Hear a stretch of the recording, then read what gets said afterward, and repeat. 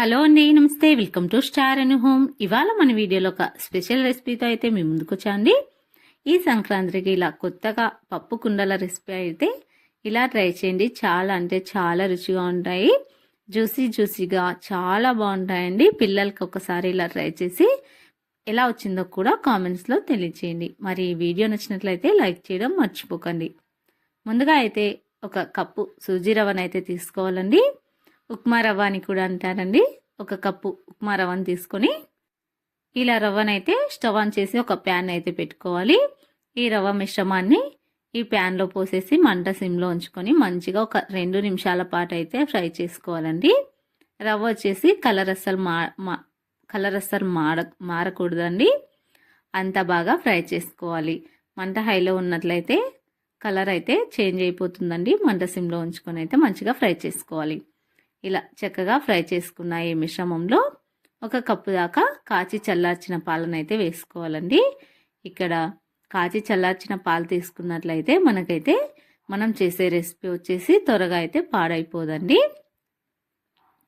ఇలా ఒక కప్పు పాలు, ఒక కప్పు నీళ్లు తీసుకుని ఈ రవ్వ మిశ్రమాన్ని మంచిగా దగ్గరకు వచ్చే వరకు అయితే ఇలా కలుపుతూ మనమైతే ఉడికించుకోవాలి.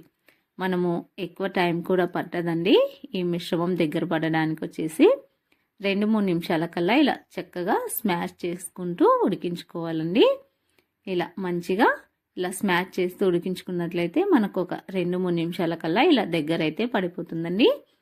ఇలా మనకు పూర్తిగా ఇలా దగ్గర వీడియోలో చూపిస్తున్న విధంగా ఇలా దగ్గర పడిపోయిన తర్వాత మనమైతే ఇప్పుడు స్టవ్ ఆఫ్ చేసుకుని ఈ మిశ్రమాన్ని గోరువెచ్చగా అయ్యే వరకు అయితే పక్కన ఉంచుకోవాలి. మనము ఈ మిశ్రమాన్ని ఇలా గరిటెతో అయితే ముందుగా అయితే ఇలా కలుపుకోవాలండి. ఇలా కలుపుకునే ముందైతే మనం మామూలుగా బ్రేకర్లో వాడుతుంటారు కదండి బేకింగ్ పౌడర్ని అయితే, కేక్స్లో వాడే బేకింగ్ పౌడర్ని అయితే 1/2 టేబుల్ స్పూన్ దాకా వేసుకోవాలండి. రవ్వ క్వాంటిటీ ఎక్కువ ఉన్నట్లయితే ఎక్కువ వేసుకోవాలి, తక్కువ ఉన్నట్లయితే తక్కువ వేసుకోవాలి. ఇలా 1/2 టేబుల్ స్పూన్ దాకా బేకింగ్ పౌడర్ వేసుకొని ఈ బేకింగ్ పౌడర్ ఈ రవ్వ మిశ్రమంలో చక్కగా కలిసిపోయేటట్లుగా అయితే మంచిగా కలుపుకోవాలండి. చేతికి నూనె లేదా నెయ్యి లేదా వాటర్ని అప్లై చేసుకుంటూ మంచి స్మూత్గా కలుపుకోవాలండి. ఒక 3-4 నిమిషాలు మంచిగా కలుపుకున్నట్లయితే మనకు చాలా సాఫ్ట్గా వస్తుందండి. ఈ పిండి మిశ్రమం వచ్చేసి చాలా సాఫ్ట్గా వస్తుంది. ఇప్పుడు మనం ఒక చిన్న బౌల్స్ని అయితే తీసుకొని ఇలా వీడియోలో చూపిస్తున్న విధంగా ఎక్కడ కూడా క్రాక్స్ రాకుండా చేసుకోవాలండి. ఒకవేళ మీకు ఇక్కడ చూపిస్తున్న చూడండి ఇలా ఏమైనా క్రాక్స్ వచ్చినాయని కనిపించినట్లయితే ఇప్పుడు మీకు చూపిస్తా చూడండి, ఇలా నొక్కేసి మళ్ళీ ఒకసారి ఇలా రౌండ్ బౌల్ లాగా చుట్టినామనుకోండి, ఎక్కడ కూడా క్రాక్ లేనట్లుగా నీట్గా అయితే ఇలా రౌండ్ బౌల్ లాగా అయితే వస్తుందండి. ఇప్పుడు మనం ఈ రౌండ్ బౌల్ని చూపుడు వేలుతో ఇలా నొక్కామనుకోండి మంచిగా కుండ షేపుల్లో వస్తాయండి. ఇలా చక్కగా అన్ని బౌల్స్ని కూడా ఇదే విధంగా పప్పు కుండలాగా అయితే రెడీ చేసుకోవాలండి. ఇలా అన్నీ చక్కగా రెడీ చేసుకొని ముందుగా పక్కన ఉంచుకోవాలి. ఇప్పుడు మనమైతే ఒక ప్యాన్ అయితే తీసుకోవాలి. అందులోకి ఒక కప్పు దాకా రవ్వను తీసుకున్నాం కదండి. ఇలా ఒక కప్పు, హాఫ్ కప్పు, కప్పున్నర దాకా పంచదారను అయితే తీసుకోవాలండి.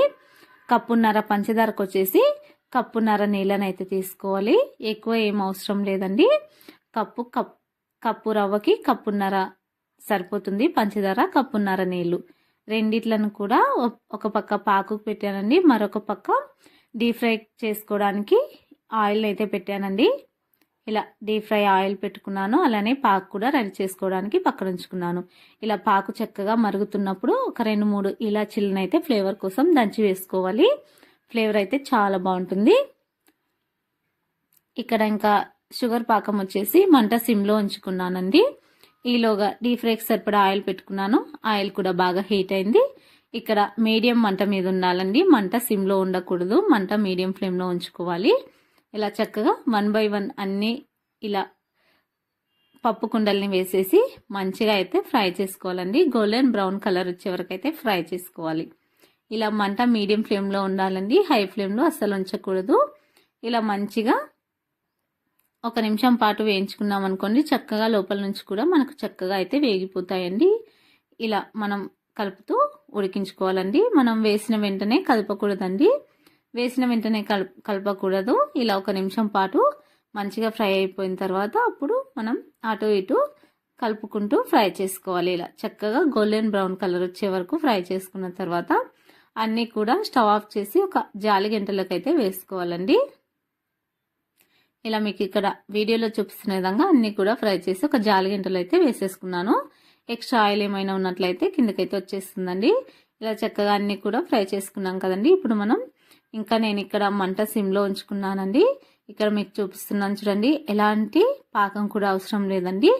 బాగా జిగురుగా అయినట్లయితే చక్కగా సరిపోతుందండి. మనం చేసుకునే రెసిపీకి వచ్చేసి చూడండి ఇలా జిడ్డుగా కావాలండి. పాకం వచ్చేసి ఇలా మీకు కనిపిస్తుంది కదండి. ఇలా జిడ్డుగా కావాలి.